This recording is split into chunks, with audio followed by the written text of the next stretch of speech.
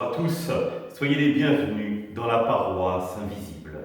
Et commençons cette célébration en faisant sur nous le signe de la croix, car c'est lui qui nous rassemble au nom du Père, du Fils et du Saint-Esprit. Amen. Prions pour les personnes malades de notre paroisse. Nous confions plus particulièrement ce soir la grand-mère de Julie Goupil, qui a été hospitalisée. Prions pour les soignants qui se dévouent au service des malades. Prions pour les personnes décédées et leurs familles. Prions pour tous ceux qui vivent le confinement comme une angoisse. Que Dieu vienne les visiter. Et pour manifester votre présence à tous, cette communion qui nous unit, je vais maintenant allumer cette bougie.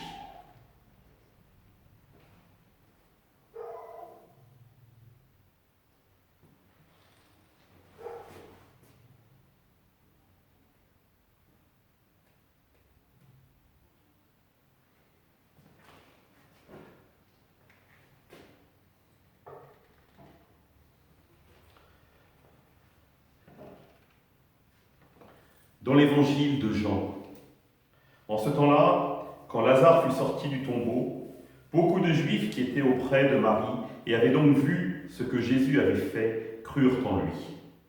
Mais quelques-uns allèrent trouver les pharisiens pour leur raconter ce qu'il avait fait. Les grands prêtres et les pharisiens réunirent donc le conseil suprême. Ils disaient : « Qu'allons-nous faire ? Cet homme accomplit un grand nombre de signes. Si nous le laissons faire, tout le monde va croire en lui, et les Romains viendront détruire notre lieu saint et notre nation. » Alors l'un d'eux, Caïphe, qui était grand prêtre cette année-là, leur dit : « Vous n'y comprenez rien. Vous ne voyez pas quel est votre intérêt. Il vaut mieux qu'un seul homme meure pour le peuple et que l'ensemble de la nation ne périsse pas. » Ce qu'il disait là ne venait pas de lui-même, mais étant grand prêtre cette année-là, il prophétisa que Jésus allait mourir pour la nation. Et ce n'était pas seulement pour la nation, c'était afin de rassembler dans l'unité les enfants de Dieu dispersés. À partir de ce jour-là, ils décidèrent de le tuer. C'est pourquoi Jésus ne se déplaçait plus ouvertement parmi les Juifs. Il partit pour la région proche du désert, dans la ville d'Éphraïm, où il séjourna avec ses disciples. Or, la Pâque juive était proche, et beaucoup montèrent à la campagne, à Jérusalem, pour se purifier avant la Pâque. Ils cherchaient Jésus, et dans le temple, ils se disaient entre eux : « Qu'en pensez-vous ? Il ne viendra sûrement pas à la fête. » Les grands prêtres et les pharisiens avaient donné des ordres. Quiconque saurait où il était devait le dénoncer pour qu'on puisse l'arrêter. Acclamons la parole de Dieu. Louange à toi, Seigneur Jésus.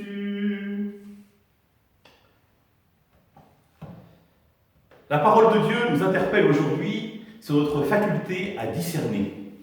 Discerner ce qui est bien et ce qui est mauvais. Parce que c'est la grande chance de l'homme d'être capable de discerner le bien du mal. Et finalement, d'être capable de poser un regard objectif sur les actes qu'il va poser. Quelle responsabilité si on y réfléchit bien, car les actes que nous posons ont des conséquences. Pour nous, pour les autres, mais aussi pour Dieu. Et c'est cela qui est incroyable. Alors, nous allons nous attacher à deux catégories de personnes. La première, c'est les gens qui ont été témoins de la résurrection de Lazare. Certains gardent ça pour eux, peut-être en témoignent autour d'eux, on ne sait pas, mais ils croient en Jésus. Les autres, tout bonnement, vont aller voir les grands prêtres pour leur en parler. Ils auraient peut-être pu réfléchir avant. Est-ce qu'ils ont véritablement discerné la portée de leurs paroles ? Parce qu'en allant voir les chefs des pharisiens et le grand prêtre, ils mettent Jésus particulièrement en difficulté parce que cela le conduira à la mort. Et donc, se sont-ils véritablement arrêtés pour mesurer la portée de leurs paroles ? Peut-être était-ce volontaire, ils se disaient non, il va troubler trop la loi. Nous ne le savons pas. Mais la question demeure, ont-ils véritablement pris le temps de discerner? La deuxième groupe qui nous intéresse, c'est le groupe des pharisiens et des grands prêtres, qui eux finalement se rassemblent pour discerner ensemble. Et donc, ils s'interrogent. Chacun, visiblement, donne son avis, mais il manque une étape fondamentale dans le discernement, c'est l'appel à Dieu. C'est-à-dire qu'il ne prie pas avec la question. Parce que la question, finalement, et Saint Jean, de manière ironique, nous fait souligner que le grand prêtre prophétise cette année-là, ce jour-là, en disant que finalement, il valait mieux qu'un homme meure pour tout le peuple. Et de fait, c'est ce qui va se passer. Et ça va être bénéfique pour le peuple, parce que ça va nous permettre de vivre la résurrection, et comme il le dit, ramener à Dieu tous ces enfants dispersés. Mais là, le grand prêtre la question ne se pose pas dans ces termes-là.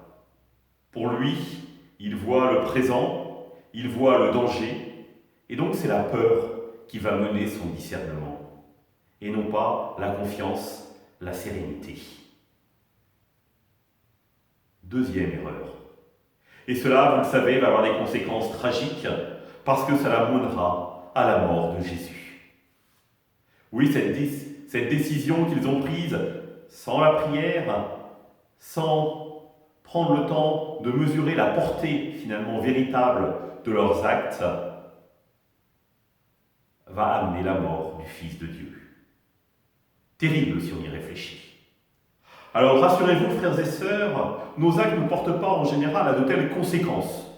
Le Fils de Dieu est mort une fois pour toutes. Certes, nous portons nous aussi cela par nos manques de réponse à l'appel de Dieu. Mais dans notre vie de tous les jours, prenons-nous véritablement le temps de discerner à quoi Dieu nous appelle? Est-ce que nous prenons conseil? Est-ce que nous prenons le temps? Est-ce que nous prenons le temps de la prière? Moment important, pour ne pas dire moment déterminant de notre vie. Parce que finalement, si nous voulons marcher avec Dieu, il faut bien le questionner sur les décisions importantes que nous prenons. D'ailleurs, dans une vie de couple, il me semble bien que vous devez prendre l'avis de votre conjoint ou de votre conjointe pour les décisions importantes.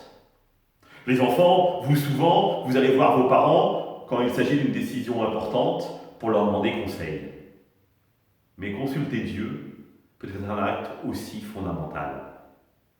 Quoi qu'il arrive, et c'est ça qui est le propre de l'homme, la décision ultime nous appartient.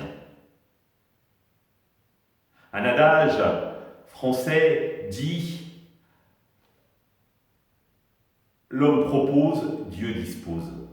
Dans le christianisme, je crois que cet adage est faux. C'est Dieu qui propose et l'homme qui dispose. C'est-à-dire, est-ce que véritablement nous voulons répondre à la proposition de Dieu, la proposition de marcher sur son chemin et donc de poser les choix avec lui.